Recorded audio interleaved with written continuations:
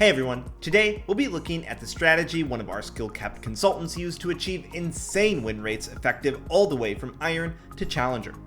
The core idea of this playstyle is to pick a scaling jungler capable of 1v9ing once ahead, then to take complete control and responsibility over your early game success, making it impossible for the enemy jungler or team to punish your weak early game as a scaling champion.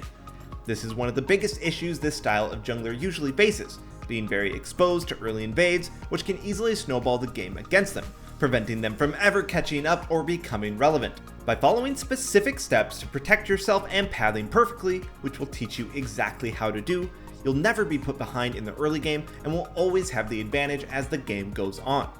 And just as a quick side note, even though we're talking about a specific strategy for scaling 1v9 champions, this strategy will be all about tracking the enemy jungler and adapting your route. These are both amazing skills to have on any and every jungler, not just these ones. So if you don't play these champions, still stick around, we promise it'll help you out. So let's jump into it. And this all starts at level 1 as you take complete control over vision control by yourself without relying on your team at all. The first decision that you'll need to make is whether or not to buy potions. And we're not kidding. This decision is based on whether or not you think there's any chance you'll be invaded at level 1.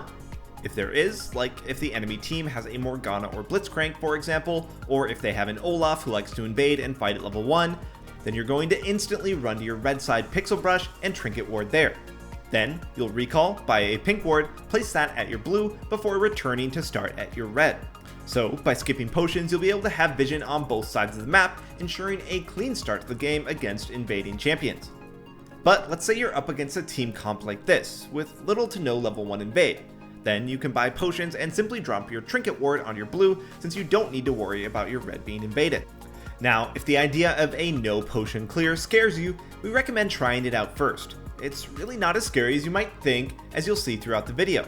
So we're confident that the vast majority of players will be able to pull this off. Anyway, following these exact steps instantly at the start of every single game will ensure that you never lose the game at level 1.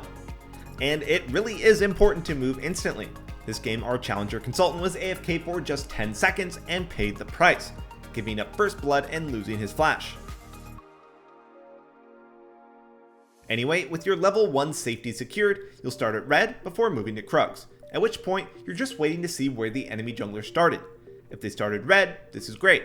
This means that they will either naturally be pathing to their blue as you path toward yours, allowing you to cleanly full clear, or they will try to invade your blue, which you have warded. If they do invade, you can either collapse on them if your team has prio nearby, or simply invade their blue to trade.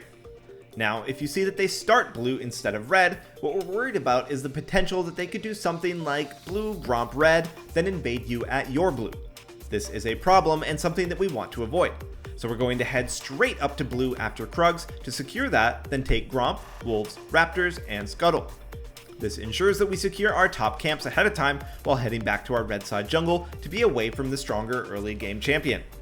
So you can see that with these routes, we're very clearly pathing to the opposite side of the map as the enemy jungler.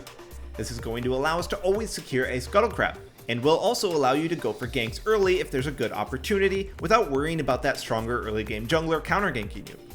Now, that being said, if you're up against a weak early game champion who won't invade you, like Zac, and your lanes have priority, instead of doing that roundabout skip Raptors play, just do a full normal clear and contest the scuttle, potentially securing a double scuttle off of that.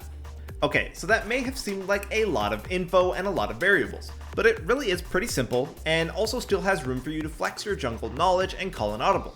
So let's check out a bunch of examples of our challenger executing this strategy. In this first game, here's the enemy team comp. Should we buy potions or save for a control ward? What do you think?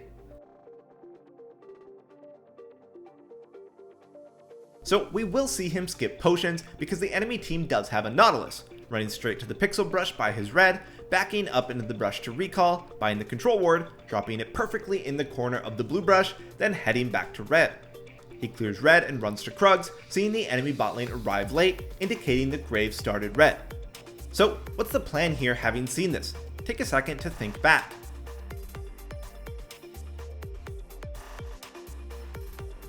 So when the enemy jungler also starts red, the plan is just to full clear normally, since if both junglers do that, you'll end up on opposite sides of the map, which is what we want. But as Eve is finishing up Krugs, we do see that Graves decided to invade blue, which is why we placed the ward. Now, how would you respond to this? Take a second. Okay, so Eve immediately starts spam pinging, seeing that bot lane has prio, and moving down and using raptors to heal up, which is a great trick for a no potions clear. But as the fight breaks out, he sees that the enemy bot lane isn't moving, meaning that his team has a 3v2 and don't need him. So he just farms raptors, then moves towards the enemy jungle, knowing that Graves lived with only 100 HP. Now, this is a really confident play from our challenger to not help his team. If you had gone to help them, that would have been a fine, safe play as well. However, this allows him to punish Graves as much as possible. So he moves in and uses his sweeper to check that Graves isn't on wolves. This is once again a really nice tactic to let him know that he's safe to take the blue uncontested. At this point, how would you continue to adapt to this wild early game?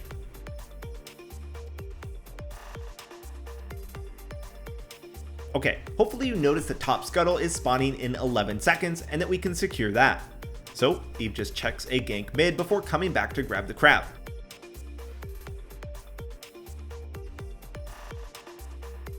After this, Eve knows that wolves and Gromp are still up, so he does a drive by mid, heading to Gromp. He kites down, seeing the missing pings bot lane, and once again, gets huge payout from that control ward we placed at level 1. His team rotates, so he engages the Graves, dodging his autos by standing behind Thresh until E comes off of cooldown.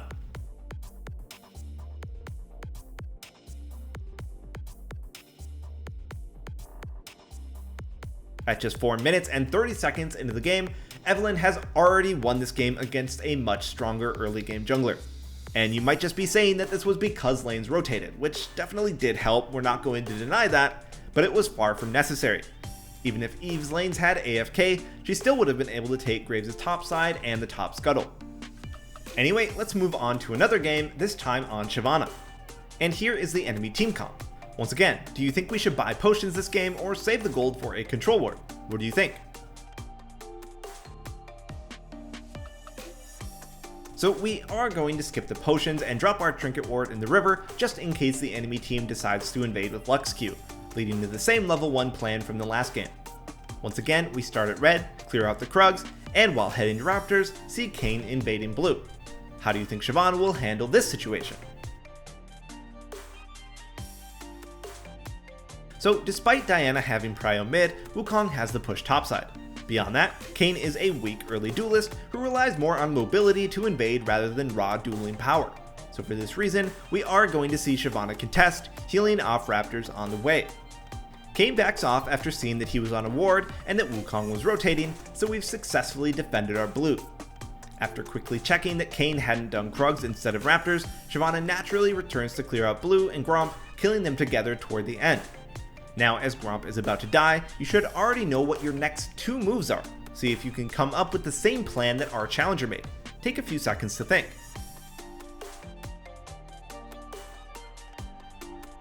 Well, let's check it out as Shyvana finishes Gromp and moves to Scuttle, which was the easy one. But after clearing the crab, he also immediately runs in to counter jungle Kayn's Raptors, which he knows is safe since Kayn would have had to go bot side for his blue.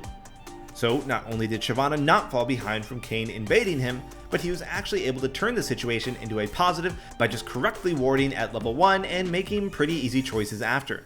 In this game, we just want to show you a basic, simple example of this strategy. At level 1, we see Karthus simply trinket warding his blue since the enemy team has very low invade threat. And just as a small tip, notice how he recalls, then places the ward right before it finishes. This is just a nice little trick to get a few more seconds of vision.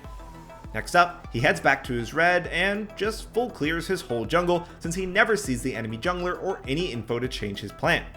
And once again, since we're pathing to the opposite side of the map as the other jungler by starting red, we get a free scuttle as well. Just a great, simple start to the game for Karthus. Alright, jumping into the next game, we're going to skip straight to Krugs as they get polished off and we head for Raptors, start those, and see Lee Sin ganking top. And here's what we can see from Lee Sin right now, level 2 with blue buff and 8 CS. But how do we adjust our route to match the potent, dominant level 2 blue buff Lee Sin gank?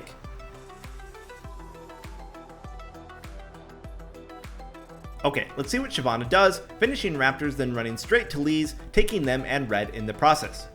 And you might think that this was a bit risky or greedy to go for 2 camps, but Shyvana knows that Lee Sin still had a camp to clear topside and Scuttle was spawning soon, so it's a pretty reasonable prediction that he would grab those instead of running to his red.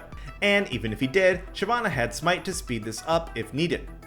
But why do you think Shyvana saved Smite? Why not use it to get out of the enemy jungler faster and heal up?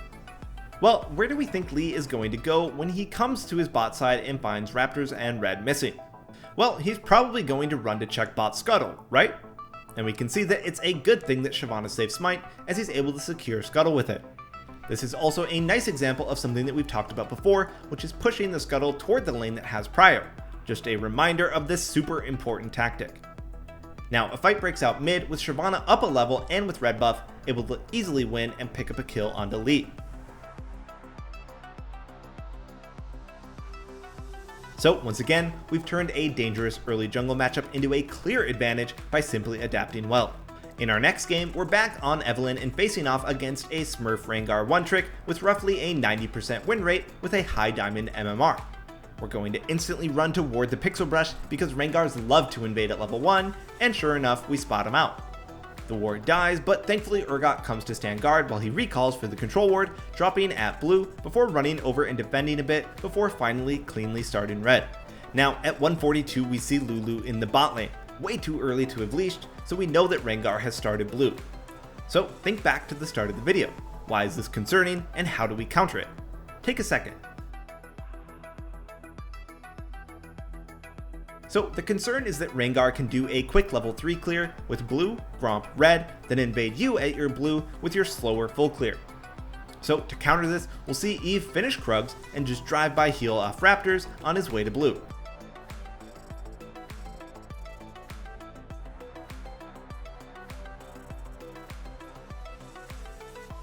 And we can see moments after finishing blue that a mysterious ward appears. And if we take a look at Rengar's POV, we can see that he did exactly what we were worried about, going blue, Gromp, red, then invading.